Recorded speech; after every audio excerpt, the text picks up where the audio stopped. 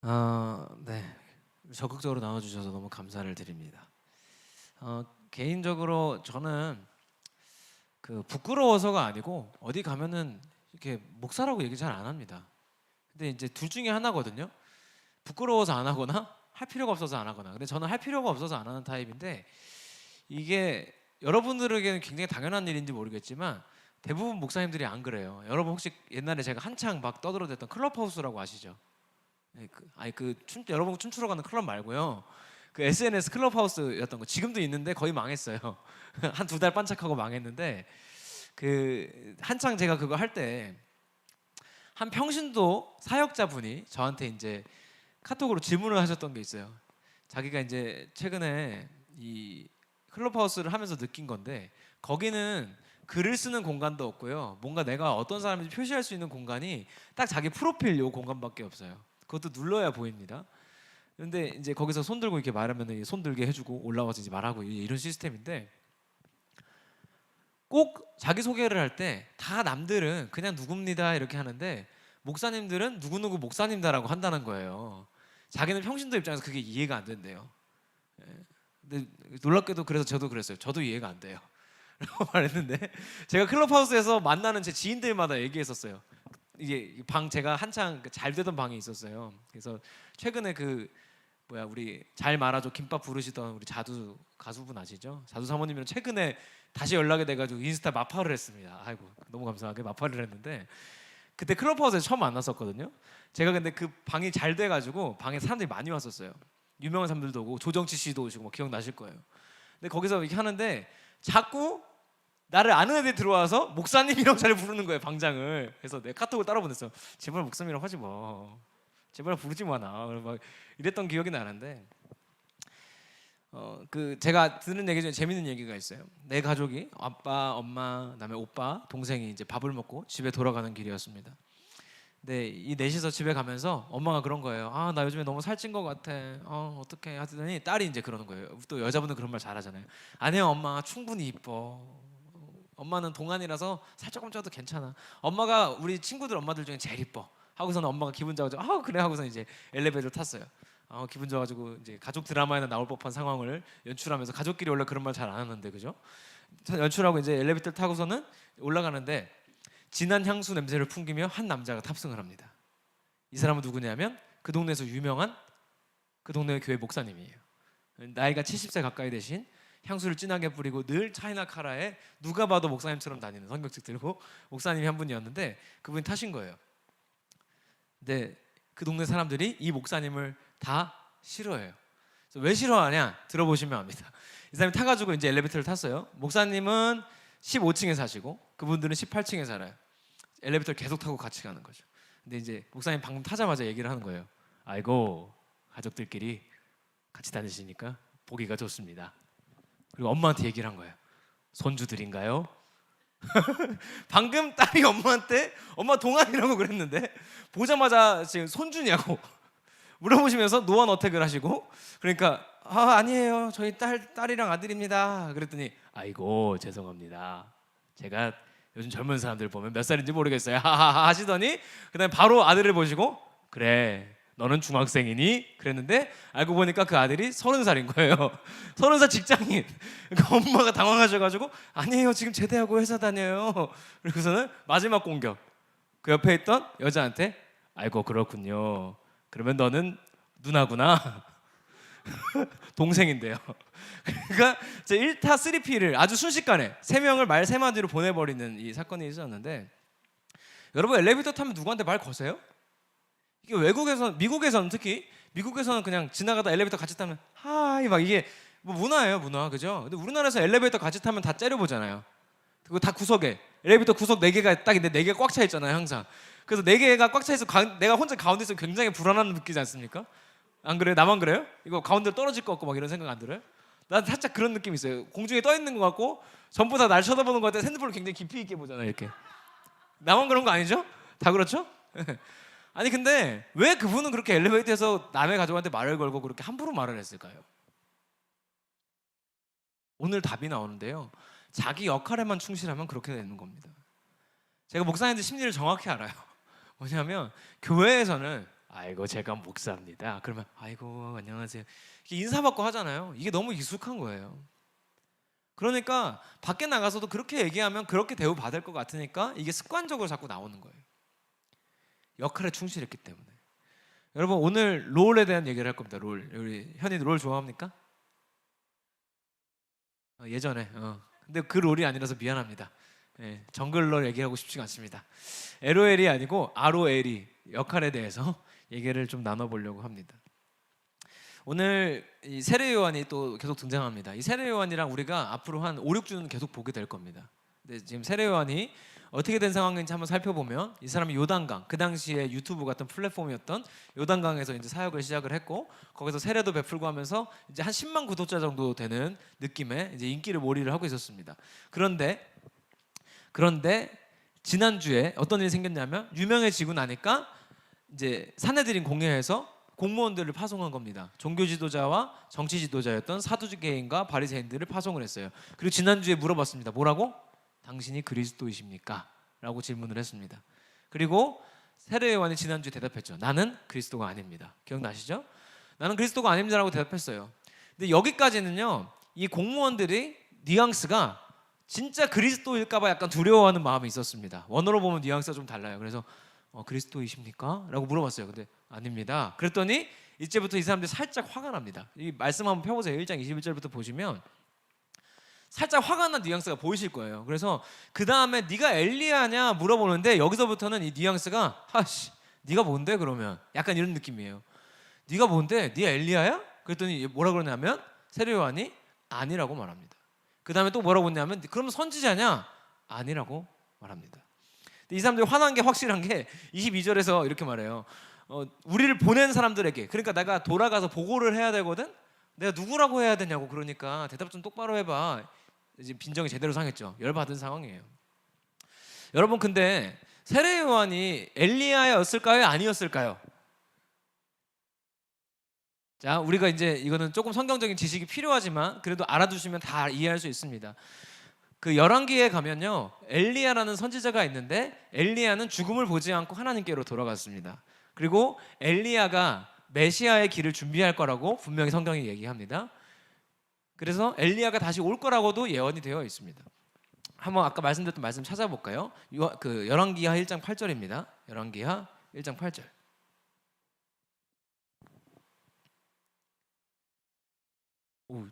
미리 찾아서 답 찾은 건가요 벌써?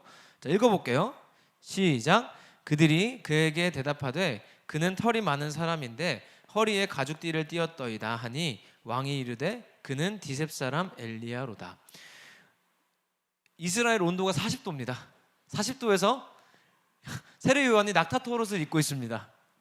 그리고 메뚜기가 석청을 먹었다 그랬어요. 왜 낙타토롯을 입고 있었을까요? 아시겠습니까? 엘리야가 원래 그런 사람이었거든요. 세례 요한은 낙타토롯을 입고 있어요. 누가 봐도 엘리야의 역할을 하고 있습니다. 그런데 놀라운 건 뭐냐면 이 세례 요한은 본인이 너 엘리야냐 했을 때 아니라고 말합니다. 분명히 엘리야가 해야 되는 일을 하고 있거든요 지금. 그런데 유대인들이 원했던 엘리야는 아니에요. 어쨌든 그러나 엘리야 역할을 하고 있는데 본인이 아니라 그래요. 심지어는 예수님도 세례 요한을 엘리야라고 말합니다. 마태복음 17장입니다. 찾아볼게요. 마태복음 17장 10절입니다. 10절부터 13절까지.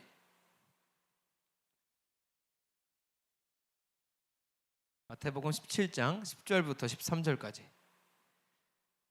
좋아요. 이렇게라도 성경 찾아보니 얼마나 좋습니까? 자, 10절부터 13절까지 여러분 큰 소리 읽어주십시오. 시작.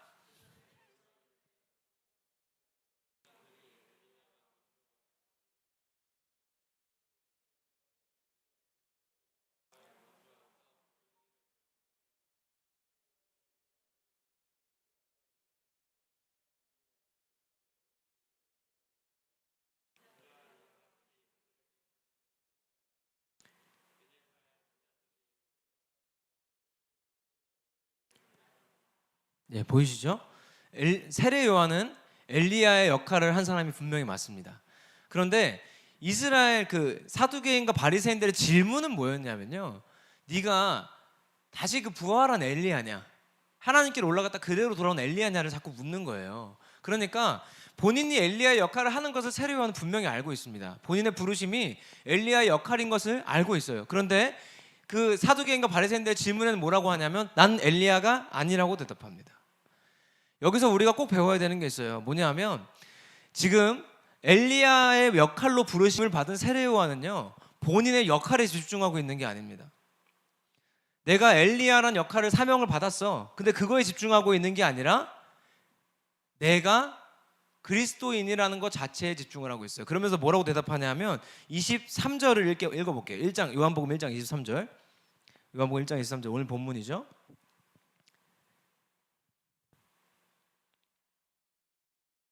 이게 마지막입니다. 찾는 거는. 자, 읽어볼게요. 시작. 이르되 나는 선지자 이사야의 말과 같이 주의 길을 곧게 하라고 광야에서 외치는 자의 소리로라 하니라. 지금 세례 요한이 집중하고 있는 것은요, 내가 엘리야라는 역할을 받은 것이 아닙니다. 그게 아니라 뭐냐 하면 내가 광야에도 하나님의 말씀을 전하는 사람이다. 우리말로 가져오면 나는 복음을 전하는 그리스도인입니다 라는 뜻이에요. 그러니까 지금 세례 요한은요, 본인이 엘리야적 역할을 하는 사람인 걸 몰라서가 아닙니다. 몰라서가 아니라 이 사람들의 의도에 반박을 해주고 싶은 거예요. 당신이 엘리야 역할을 하고 있는 사람이에요? 엘리야입니까? 그러면 우리가 대우해 주려고 그러거든요. 맞아요? 라고 묻는 거예요. 그러니까 아니라고 한 거예요. 왜? 나는 내 역할로의 부르심이 아니라 내가 광야에 외치는 자의 소리, 그러니까 복음을 전하는 그리스도인으로서 부르심에 집중하고 싶은 거예요. 이걸 오늘 뭐라고 부를 거냐면 하나님은 우리를 역할로 부르시는 게 아니라 존재로 부르십니다. 할렐루야. 이게 교회 오래 다니는 사람들이 헷갈리는 게 있어요. 뭐냐면 여러분은 교회에 교사하려고 다니는 게 아닙니다. 여러분 교회에 찬양팀 하려고 다니는 게 아니고 성가대 하려고 다니는 게 아니에요. 우리 아날로그 예배를 제가 올해 기획하면서 준비했던 가장 큰 의도가 그거였어요. 우리는 음악 없어도 예배할 수 있어야 되고 내가 반주를 하지 않아도 예배할 수 있어야 됩니다. 내가 앞에 나와서 싱어할 일이 없어도 예배할 수 있어야 돼요. 그런데 많은 교회에 있는 많은 그리스도인들이 본인의 역할에 대해만 집중하고 있어요. 그러다 보니까 뭐가 없으면 내가 갈 이유가 없는 것처럼. 예를 들어서 막 교회마다 이런 걸로 골머리를 알아요. 이게 나쁘다고는 할 수 없지만 예를 들어서 고등부 교사만 30년 하신 분이 막 있어요. 제가 최근에 갔던 교회들도 막 있어요. 나쁜 게 아니에요. 너무 멋지죠. 성실하고 너무 감사하죠. 그런데 문제는 뭐냐면 30년 동안 아무런 변화가 없다면, 전도사님이 최소한 20명은 왔다 갔는데 아무것도 바꿔내지 못해. 예를 들어서 30년이면 세월이 얼마나 바뀌었습니까? 30년 전에 여기 없는 사람들도 있어요. 꽤 많아요. 지금 없는 사람. 아니 그 시간 동안 아이폰이 나왔고 전기자동차가 나왔습니다. 지금 너무 많이 바뀌었는데, 그러면 부서에도 분명히 변화가 필요하고 한데 그런 것들을 할 수가 없는 거예요. 왜? 자기 역할에 완전히 굳어버려서 아닙니다 전도사님, 저희 고등부는 그런 거 하지 않습니다.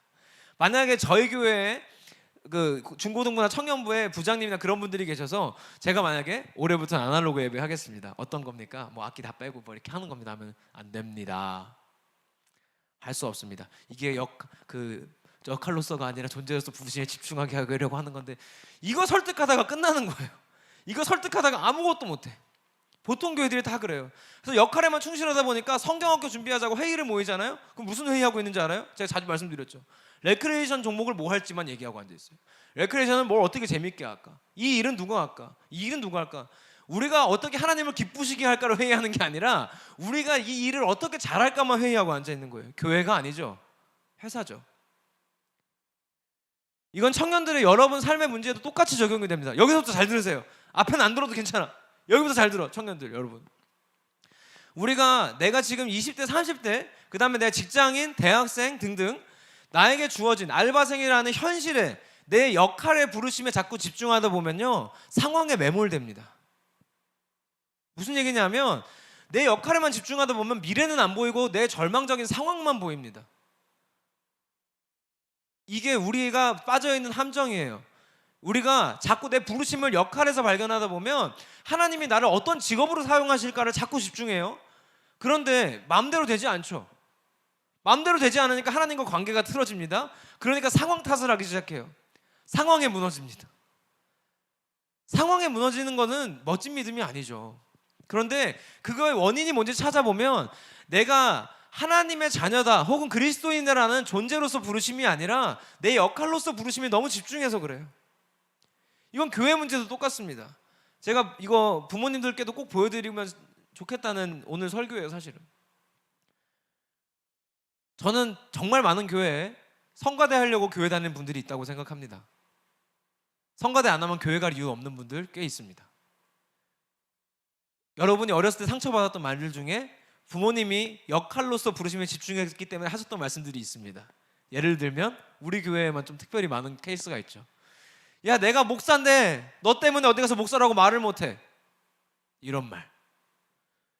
내가 권사인데, 엄마가 권사인데 너 때문에 교회에서 고개를 못 들어. 최악이죠. 그 말 듣고도 지금 여기 여러분 앉아있으면 여러분 기적입니다. 그런 말 안 들었길 바랍니다. 그런 소망합니다만 실제로 수많은 그리스도인 과정에서 일어나고 있는 일입니다. 내가 그리스도인이다, 하나님의 자녀다에 집중하는 게 아니라 내가 교회에서 권사다에 집중하는 거예요. 역할에만. 그게 무슨 소용이 있습니까? 죄송하지만 그게 무슨 의미가 있어요? 장로니 권사니 집사니 하는 거 나가면 아무것도 아니에요. 그거 가지고 목에 목숨을 걸어. 그런 거 가지고 싸우고 앉아있고. 저는 정말 기대하는 게 뭐냐면 여러분이 앞으로 10년 뒤, 20년 뒤에 한국교회의 기둥이 되는 나이가 되었을 때, 진짜 중심이 되어야 하는 나이가 되었을 때, 그때는 많은 것들이 바뀌기를 간절하게 소망합니다. 제발. 이대로 가면 한국교회는 망합니다. 자꾸 어른들은 뭐 그래도 긍정해야 합니다. 그게 긍정이 아니야. 아닌 건 아니라고 해야지. 바꿀 건 바꿔야지. 안 바꾸는데 어떻게 잘 됩니까?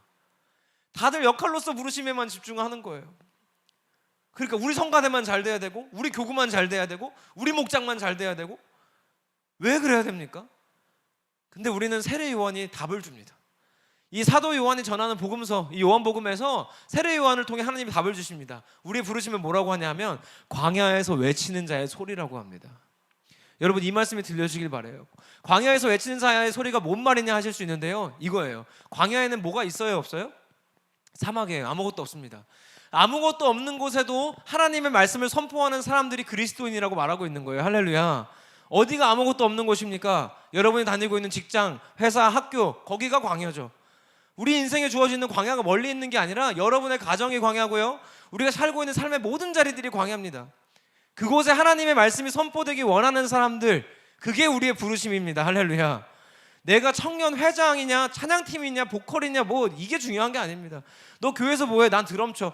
교회에서 드럼 멋지게 치던 애들이 교회 안 나오는 일 제일 많습니다. 제가 늘상 얘기하지만 그렇습니다. 나는 찬양인도 안 시켜주면 교회 안 다녀. 야, 이게 마리아 방구야. 마리아 방구야, 막걸리야, 뭐야. 이거 말도 아니고 방구도 아니죠. 우리가 예배에 나오는 이유는요, 반주하러, 리더하러, 회장하러, 뭐 부회장하러, 이게 아니에요. 그리스도이니까 오는 거예요. 할렐루야. 여러분, 역할이 아니라 존재에 집중하시기 바랍니다. 하나님의 부르심은 광야에 외치는 자의 소리. 내가 서 있는 곳 어디에서나 나를 통해 하나님의 말씀이 전파되기 원하시는 하나님의 마음, 그것이 우리의 부르심입니다. 이게 우리를 존재로서 부르신 하나님의 놀라우신 음성이죠. 근데요, 저는 확신이 있어요. 어떤 확신이냐면 이 부르심에 내 역할이 아니라 존재로서 부르심에 집중하는 사람들을 하나님이 쓰십니다. 할렐루야. 왜냐하면 존재로서 부르심에 집중하는 사람들은요, 내가 어떤 직업을 가질지를 고민하지 않습니다. 우리가 중학교, 고등학교 때, 초등학교 때부터 끊임없이 들어온 질문, 너 커서 뭐 되고 싶니? 현재 있는 직업 중에 골라봐. 이게 우리가 들어왔던 말들이에요. 그런데 하나님의 질문은 이거예요. 너 뭐 하고 싶니? 뭐 하고 싶니? 그리고 한 가지를 더 붙여요. 광야에 외치는 자의 소리로서 너는 뭘 하고 싶니?를 묻고 계신 거예요. 저는 확신이 있어요. 그 부르심 앞에 하나님, 제가 광야에 외치는 자의 소리로서 하나님의 말씀을 전하는 사람으로 살아내보고 싶어요. 뭘 하면 좋을까요? 하나님이 그 질문에 명확하게 답을 주실 겁니다. 저는 이것이 가장 책임감 있는 목사가 강단에 살 수 있는 여러분 미래에 대한 답이라고 생각해요. 제가 여러분한테 어떤 직업을 소개해봤자 그것이 여러분에게 얼마나 도움이 되겠으며, 어떤 일이 요즘에 잘 될 거다, 사업을 하면 뭐가 잘 될 거다 말해준들 여러분에게 무슨 그런 큰 도움이 되겠습니까? 그러나 제가 가지는 확신은 한 가지 있습니다. 하나님이 우리를 그리스도인, 하나님의 자녀, 존재로 부르실 때 그 부르심에 순종하는 사람들을 하나님은 쓰십니다. 그럼 여러분, 하나님이 쓰시는데 여러분에게 필요한 것들 그분이 채워주시지 않는다면 하나님 손해 아닙니까? 그런데 우리는 내가 손해볼까 봐 이 부르심에 순종을 못합니다. 철저하게 내 역할에만 순종하고 내 역할에만 집중하기 시작하는 거예요. 교회를 다니고 예배를 드리지만 내가 교회 가서 뭘 해야 되기 때문에 나가고, 뭘 하기 위해 다니고, 내가 목사님 딸이니까, 장로님 딸이고, 내가 집사님 아들인데, 우리 아빠가 안수 집사인데 교회는 가야지. 그게 무슨 소용이 있습니까? 그건 우리의 시작일 수 있어요. 우리의 시작일 수는 있는데 그것이 계속 가는 건 아니라는 거 여러분도 잘 알잖아요. 우리가 부모님의 신앙을 통해서 지금 우리의 믿음이 시작됐고 여기까지 온 것은 너무나 감사한 일입니다. 그러나 그 부르심이 변해야 됩니다. 내가 교회에서 누구의 아들로, 누구의 딸로 다니던 그 역할로서의 부르심에 집중하는 것이 아니라 이제는 나를 존재로 부르시는, 광야에 외치는 자의 소리를 부르시는 그 하나님 말씀 앞에 순종하셔야 됩니다. 할렐루야. 그 부르심 앞에 나아갈 때 하나님이 여러분의 삶을 완전히 바꾸실 겁니다. 여러분, 누가 뭐 되고 싶냐 물어보시면 대답하십시오. 요즘에는 뭐 되고 싶니가 아니라 뭐 하고 싶니라고 물어보셔야 돼요. 자, 모르셨어요? 그 다음에 왜 그런데? 그게 무슨 소리야? 그러면 20년 안에 65%의 직업이 사라진답니다. 어떡하죠? 그게 무슨 소리야? 그럴 일이 어딨어? 옥스포드 대학에서 연구한 겁니다. 끝났죠. 뇌피셜이 아니라 우리가 그토록 바라고 열망하는 옥스포드, 영국에서 최고의 대학, 거기서 연구한 결과입니다. 말 다 했죠. 우리는 어떤 게 되고 싶냐가 문제가 아니라 광야에 외치는 자의 소리로서 무엇을 하고 싶냐에 집중하셔야 됩니다. 사실은 여기서 한 걸음만 더 나아가면 하나님이 나를 어떻게 쓰시면 좋을까에 대해서 고민하시는 게 멋진 겁니다. 성경은 우리에게 늘 분명한 답을 줍니다. 우리가 그것을 추상적으로 분명하지 않다고 생각해서 그렇지 오늘도 여러분 마음 가운데 이미 응답하고 음성을 주고 계시죠. 여러분, 말씀 앞에 나아가실 때는요, 나는 말씀을 하나도 모른다, 이 마음이 첫 번째로 필요하고요. 두 번째로는요, 하나님 앞에 무장을 완전히 해제하셔야 됩니다. 그냥 그거 세례 요한의 얘기지 라고 들으실 게 아니라 그 세례 요한의 자리에 여러분이 서보십시오. 지난주에 물으셨던 것처럼 네가 그리스도냐 물었을 때 아니요, 저는 제 구원자가 아닙니다. 네가 엘리야냐? 아니요, 전 엘리야적 역할을 하고 있지만 이 역할이 아닌 광야에 외치는 자의 소리, 말씀을 전하는 사람, 그리스도인, 하나님의 자녀로서 부르심에 더 집중하기 원합니다. 이게 여러분의 대답이 되기를 간절히 바라요. 눈 감아 보실래요?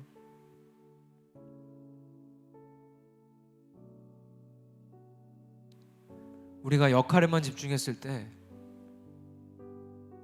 수많은 신앙적인 문제들에 부딪힙니다.